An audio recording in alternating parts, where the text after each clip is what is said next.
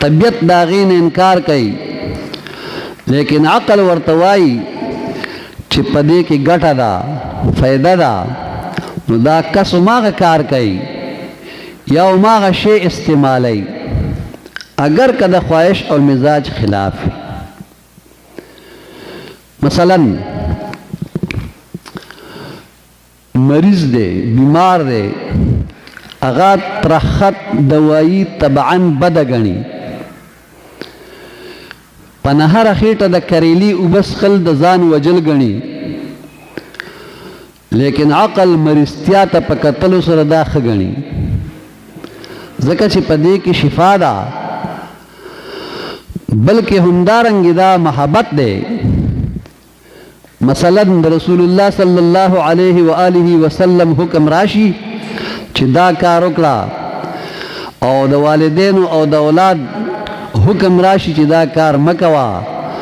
نو اگر که طبعی میلان د والدینو طرف ته دی د اولاد طرف ته دی لیکن عقل وی چې د رسول الله صلی الله علیه وسلم حکم نه ځکه چې پدې کې د آخرت ګټه او فایده ده د مثال په تور رسول الله صلی الله علیه و آله وسلم چاته د والدینو د وجلو حکم ورکړي یا د اولاد د وجلو حکم ورکی ولی چې اولاد کافر دی یا هغه والدین کافران محبوب صلی الله علیه وسلم ورته د پلار او مور وجنا د اولاد دی وجنا نو طبعا دا کار درون دی د انسان نه کی چې خپل پلار وجني خپل مور وجني خپل بچي وجني لیکن عقل وای چې د دارینو کامیابی دی کې دا پدې باندې عمل کول پکار دی دا عقلی تقاضا ده چې پیغمبر صلی الله علیه وسلم درته فرمایل چې دا کارو کنه وکا په دې حدیث کې زمونږ نه چې د کوم محبت غوښتنه شوې ده هغه هم دغه عقلي محبت دی نه طبعي محبت کوم چې غیر اختیاري هم دی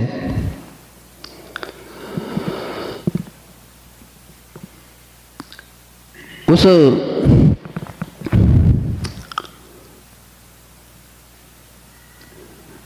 ابراهیم علیه السلام چې کله نمرودیان ونیو او 2 میاشتې ورته اور بل کړ او بیا د ریخمو ټالې وله جوړ کړ او په ډېر اوچت ځای کې هغه ټال چې دی هغه یې راځوړنده کړ او دې مبارک پاټال باندې کېنو اوس جوټه به ورکوي نو دغه وخت کې د بدن د خپل نفسم ورته وی چې اور ته د غورځي 2 میاشتې اور بل کړی دی اوس بچ ورپروزي لوله پباش عقل راغی عقل ورته وی چې ابراهیم علیه السلام ټیک ده دا کافران دي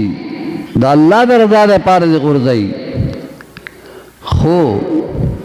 کچره ته د اور د سیدلو نه بچ شو د دین نور کار بډیرو نو اس کته ورسېدي په دې اور کې سوځي ابراهیم علیه السلام ته نفسم خبرو کی عقلم ورته کی خدای ما معاملې د عشق دا عشق راوړاندې ورته وی مد عقل منا او مد نفس منا دا خو یو ځان دی چې د الله په محبت کې دا ځانونه سل شي امید نه قربان او زار اوري ابراهیم علیه السلام بارک علامہ اقبال مرحوم فرمائی بے خطر کود پڑا آتش نمرود میں عشق بے خطر کود پڑا آتش نمرود میں عشق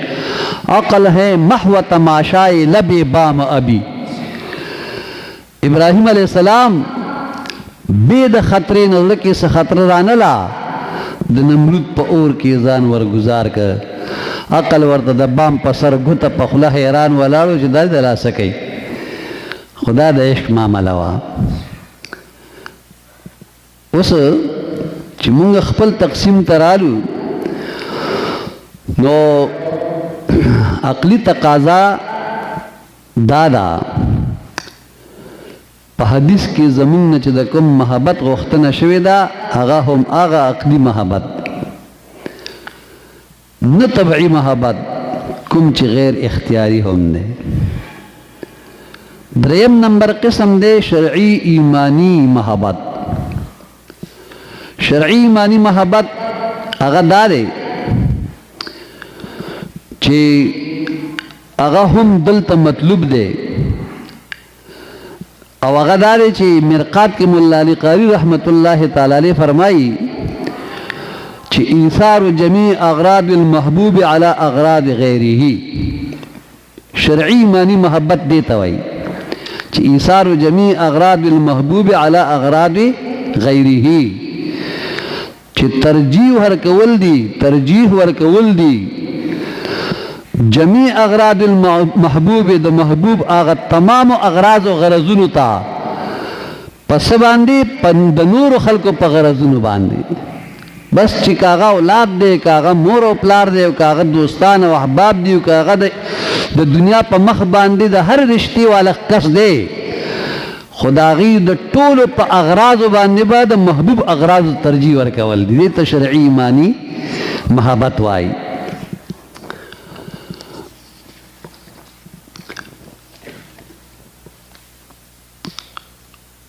وګورئ یو د عشاق ذوق دی د عشاق ذوق او هغه دا دی چې په دې حدیث مبارک کې د محبت نه مراد هغه محبت دی چې د کوم محبت ابتدا عقلی وي خو انتهای طبعی وي طبعی و عقلی خو مو پیژنده که نه خو د عاشقانو ذوق واورئ د عاشقانو ذوق دا دی چې په دې حدیث کې د محبت نه مراد هغه محبت دی د کوم ابتدا چې عقلی وي خو انتهای طبعی وي ځکه صحابه کرام رضوان الله تعالی علیهم اجمعین عمدہ سے د طبعی محبت عملی ثبوت پیش کرے لگ اغی تاسو متوجه شي چې دغه محبت په ابتدا کې عقلی دی خو انتهای طبعی ده اول نمبر حضرت خبیب رضی اللہ تعالی عنہ چې کله کفارو په دار باندې خېجولو په مکه مکرمه کې د بیت الله شریف دروازې نه بهر میدان کې سولی باندې خېجو نو ابو سفیان راغی او ورته ودرېد ورته وی چې حبیبا مونږ ته پرېږدو سم درته نه وایو وجنو دي نه بس خپل کور ته لاړ شه خو ته صرف دومره ووایه چې نن ستا په ځای باندې محمد صلی الله علیه وسلم دلته مونږ سره ولاړ وې او د هغه غاړه مبارکه مونږ په توره باندې پرې کړې وې بس صرف دومره ووایه او دې وخت کې چې نبی علیه الصلاة وسلام نه مونږه غاړه مبارکه کټ کولې ته په خپل کور کې ناست وې نو حضرت حبیب رضی اللہ تعالی عنہ د جلال او د غصې نه تک سور شو او بیا د غاښونو مبارک داسې او د شونډې وچیچلې او ابو سفیان ته وفرمایل چې ارمان دا دی چې نن زما لاسونه تاسو تړلي دي که زما دا لاسونه کولو وې په الله مې د قسم مې ما نن د جبې په ځای تاسو له په لاس باندې د تورې جواب درکړی خو څه وکړم مجبوري ده ته خو دا وې چې نبي علیه الصلاۃ والسلام نن زما په ځای دلته ولاړ وې. اے ابو سفیان واوره، زه خو دام نشم برداشت کولی چې زما د محبوب په خپه مبارکه کې د ازغې مات شي او زه دې په کور کې په آرام ناست یم. زه خو دومره برداشت نشم کولی. پاتې شو دا چې ته ماته وې چې مونږ تا نه وجنو، دا خو زما یو وجود دی چې په زرګونو وجودونو زما الله جل مجده مال راکړي، زه به د خپل محبوب د قدم د خاورو نه مزار او قربان. دې ته وایي محبت طبعي. ابتدا عقلي ده خو انتهای طبعي ده. ورې یاد سات، دا د خپل ځان نه د هر څه نه پې ورتېر